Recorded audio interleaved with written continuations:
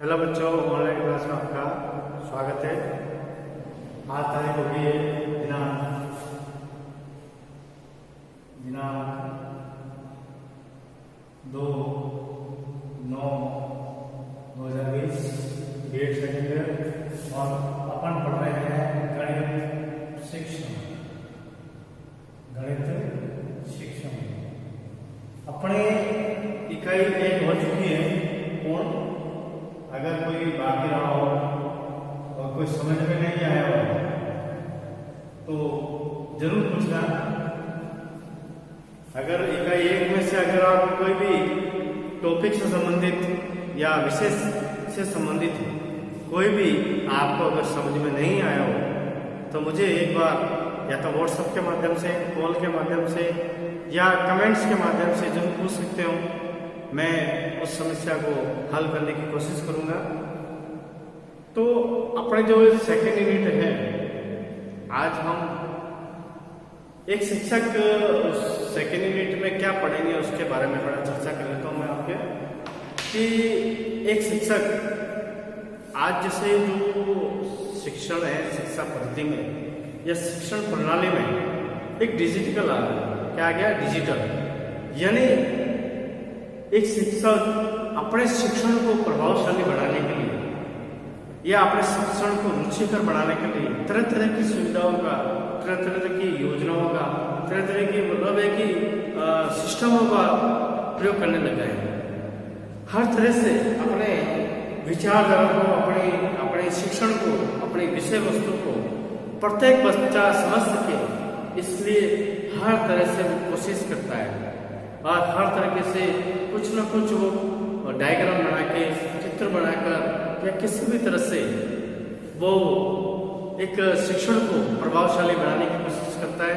और वो सभी इसलिए करता है कि बच्चों को ज़्यादा से ज़्यादा समझ में आए और उसको आसान लगे। शिक्षण जो भी टीचर के द्वारा पढ़ाया जा रहा है, ये विद्यालय के स्तर पर जो भी विषय वस्तु को की जा रही है, उस विषय वस्तु को सरल, सहज और लंबे समय तक याद रखने के लिए जिन पदार्थों का, जिन विधियों का, जिन सामग्रियों का प्रयोग करते हैं, उन सभी को क्या कहते हैं? संसाधन। क्या कहते हैं? संसाधन। यानी अब मैं यहाँ पे टॉपिक लिखूंगा कि आज हम शिक्षण अधिगम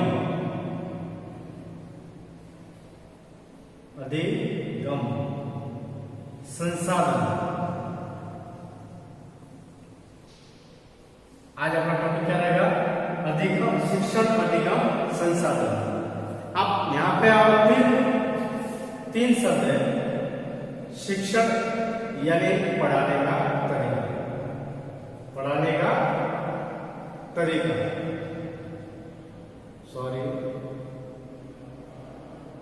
तरीका, पढ़ाने का क्या होगा? तरीका। और अधिगम का मतलब होता है सीखना। अधिगम का मतलब क्या होता है? सीखना। और आपने ये नया वर्ड है संसाधन। आपने ज्योग्राफी में या कहीं पढ़ा हो कि संसाधन किससे कहते हैं? कि वे सभी वस्तुएं या सभी पदार्थ जो मानव के जीवन में उपयोगी हो, मानव जीवन में उपयोगी हो, मानव उस पदार्थ या किसी भी वस्तु से अपना काम निकालता हो, अपनी आवश्यकताओं की पूर्ति करता हो, उन सभी वस्तुओं को, सभी पदार्थों को क्या कहते हैं? संसाधन। यानी इसका मतलब ये हुआ कि मानव की या आवश्यकताओं की पूर्ति करने वाला पदार्थ, आवश्यकताओं की पूर्ति करने वाला पदार्थ बोल सकते हैं या अपन बोलते हैं वस्तु। ठीक है ना? यानी तीन शब्द मिलकर बनाया शिक्षण अधिगम संसाधन। यानी पढ़ाने का तरीका, सीखना और आवश्यकताओं की पूर्ति करने वाला पदार्थ या वस्तु। यानी ऐसे पदार्थ या ऐसे वस्तुएं शिक्षण अधिगम में यानी सिखाने के लिए, टीचिंग में यानी शिक्षण में उपयोग में लेते हैं, उन सभी साधनों को क्या बोलते हैं? शिक्षण अधिगम संसाधन। शिक्षण अधिगम संसाधन यानी शिक्षण हम पढ़ा रहे, एक शिक्षक के द्वारा जब शिक्षण कराया जाता है, यानी पढ़ाने का तरीका, एक गणित को कैसे पढ़ाई जाती है, एक संस्कृत को कैसे पढ़ाई जाती है, एक विज्ञान को कैसे पढ़ाया जाता है, एक भूगोल को कैसे पढ़ाया जाता है, सभी विषयों को पढ़ाने का एक अलग अलग तरीका होता है। सभी विषयों को एक साथ एक जैसा नहीं पढ़ाया जा सकता है, सबकी शिक्षण विधि अलग अलग होती है। एक संस्कृत का जो पढ़ाने का तरीका अलग होगा, तो एक साइंस का पढ़ाने का बिल्कुल इसका विपरीत तरीका होगा। एक गणित का जो तरीका होगा वो बिल्कुल विपरीत तरीका होगा। हाँ, कहने का यह मतलब है कि सभी विषयों को हम एक ही शिक्षण विधि से नहीं पढ़ा सकते। सबकी शिक्षण विधि क्या होती है? अलग अलग होती है। यानी शिक्षण और फिर बच्चों को सिखाना है, तो सिखाने के लिए हम जिस शिक्षण विधि का प्रयोग करते हैं और उस शिक्षण में हम जिन वस्तुओं का प्रयोग करते हैं, जिन संसाधनों का प्रयोग करते हैं, उन्हीं को शिक्षण अधिगम संसाधन कहा जाता है। अब मैं ये तो मैंने तोड़ मोड़ के परिभाषाएं बताई है, एक प्रस्तावना के हिसाब से बताता हूँ। देखो बेटा, देखो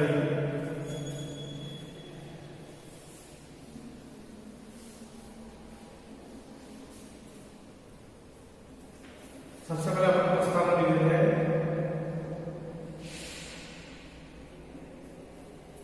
शिक्षण अधिगम प्रक्रिया में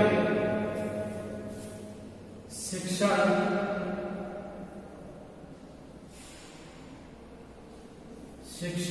अधिगम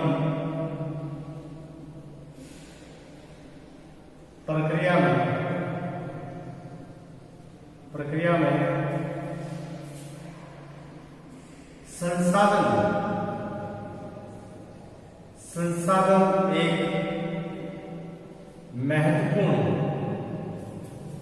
महत्वपूर्ण भूमिका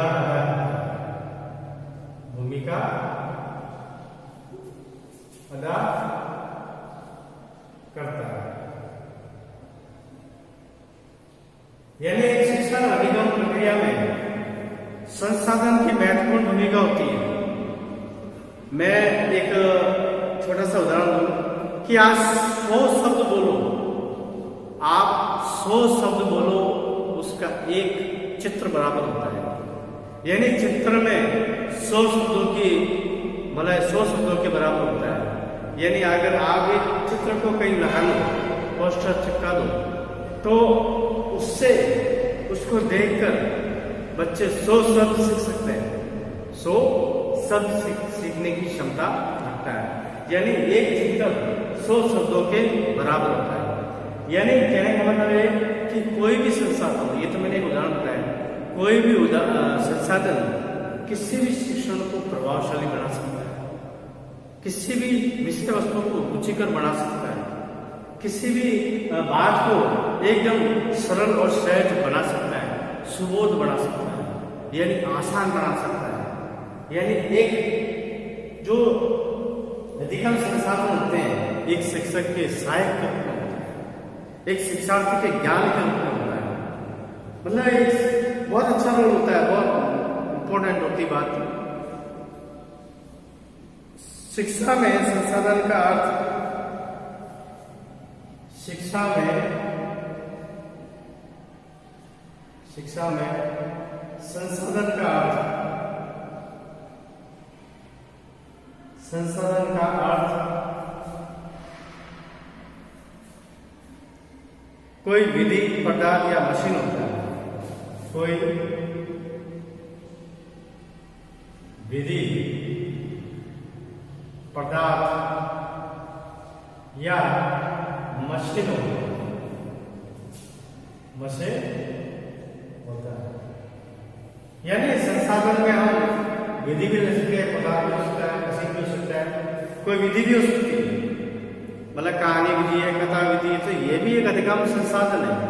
आप कुल मिला के, संपूर्ण मिलाकर आप अपने विषय वस्तु को किस तरह से आसान, सरल, सहज, सुबोध और स्पष्ट बना सकते हो, तो वो सभी तरीके अधिगम संसाधन में आ जाते हैं। अब तरीका में भी विधि भी आ सकती है, पदार्थ भी आ सकता है, मशीन भी आ सकती है। पदार्थ है वस्तु, ठीक है। जो शिक्षक द्वारा विषय को स्पष्ट करने में, जो शिक्षक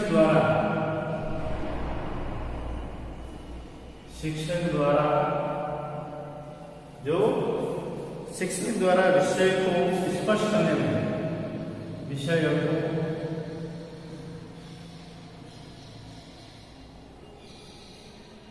स्पष्ट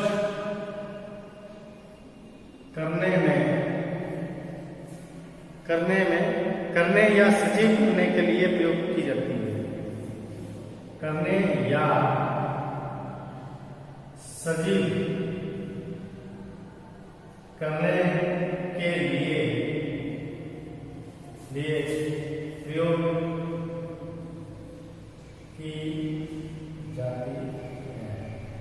यानी मतलब जो भी आप पढ़ा रहे हो, जो भी ज्ञान दे रहे हो, उसमें सजीवता लाने के लिए, उसमें वो एक वास्तविकता लाने के लिए हम ये अपने शिक्षण अधिगम संसाधनों का प्रयोग करते हैं। अब है अर्थ,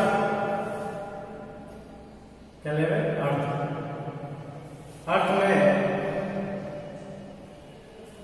शिक्षण अधिगम संसाधन वे संसाधन है, शिक्षण अधिगम संसाधन वे संसाधन है जिन्हें शिक्षक पाठ्यक्रम द्वारा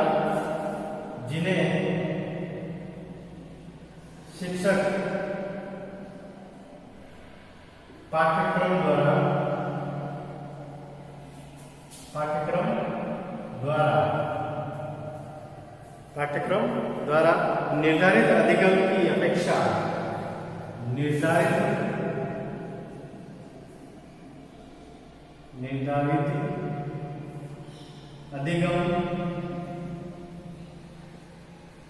अधिगम की अपेक्षा पूरी करने हेतु शिक्षार्थियों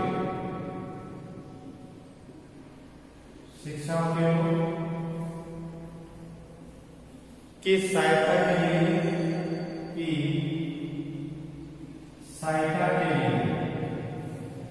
सहायता के लिए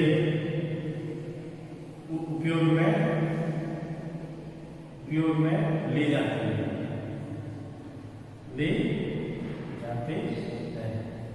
यानी शिक्षण अधिगम संसाधन वे संसाधन है जिन्हें शिक्षक पाठ्यक्रम द्वारा निर्धारित अधिगम की अपेक्षा, यानी जो पाठ्यक्रम में निर्धारित किया गया है कि बच्चों से वही व्यवहारगत परिवर्तन यानी वही उद्देश्य की प्राप्ति होनी चाहिए, तो उन उद्देश्य की प्राप्ति करने के लिए शिक्षार्थियों की सहायता के लिए उपयोग में ली जाती है। यानी शिक्षार्थियों की सहायता के लिए उपयोग में ली जाती है। यानी उस उद्देश्य की पूर्ति के लिए एक शिक्षक अधिगम संसाधनों का प्रयोग करता है। उस अधिगम संसाधनों के द्वारा शिक्षार्थियों में वो उद्देश्य की प्राप्ति की जाती है। अब परिभाषा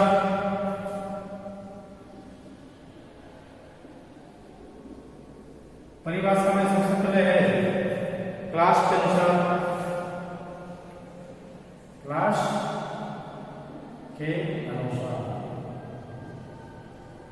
ठीक है। शिक्षण अधिगम संसाधन वे उपकरण है, शिक्षण अधिगम वे शिक्षण अधिगम संसाधन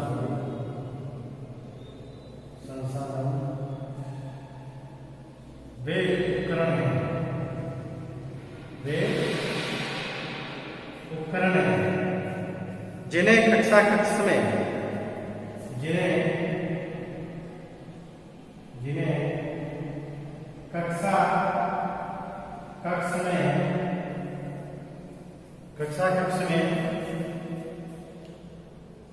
शिक्षक अपने शिक्षार्थियों हेतु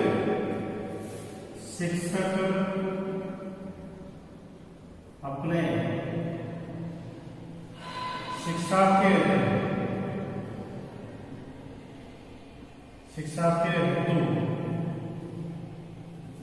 जल्दी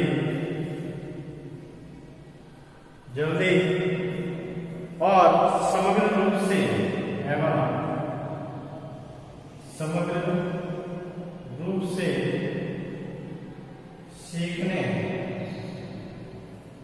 सीखने में सहायता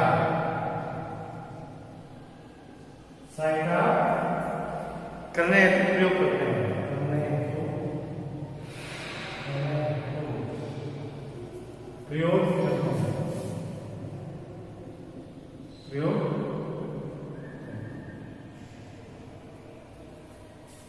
आज समझते होंगे कि क्लास शिक्षण अधिगम संसाधन वे उपकरण हैं जिन्हें कक्षा कक्ष में शिक्षक अपने शिक्षार्थियों हेतु शिक्षक जो भी अधिगम सामग्री का प्रयोग करता है तो किसके लिए करता है?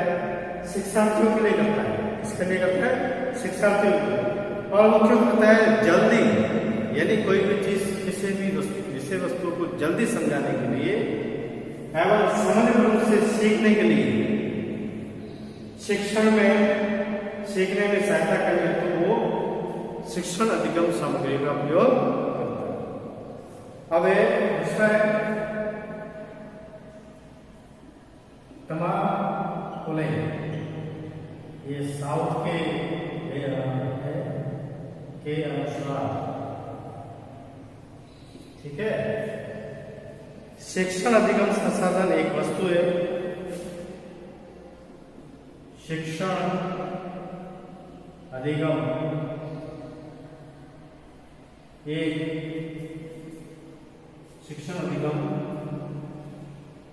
संसाधन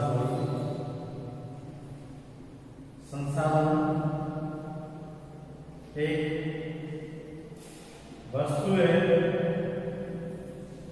वस्तु है जिसे शिक्षक अपने शिक्षार्थियों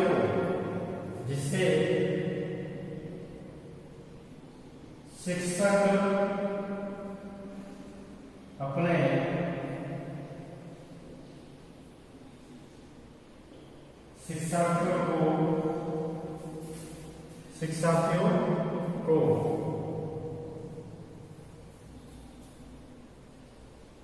अधिगम में सहयोग करने, अधिगम में सहयोग करने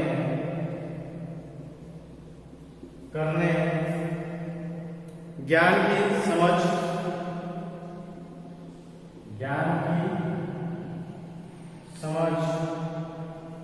और शिक्षक प्राप्ति हेतु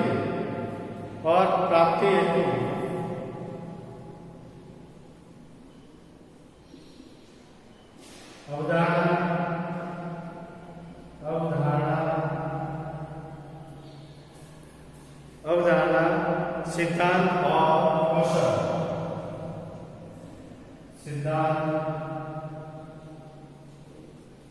और कौशल,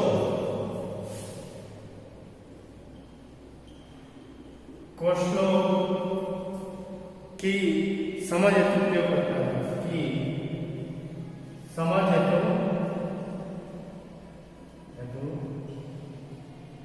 प्रयोग करता है, प्रयोग करता है।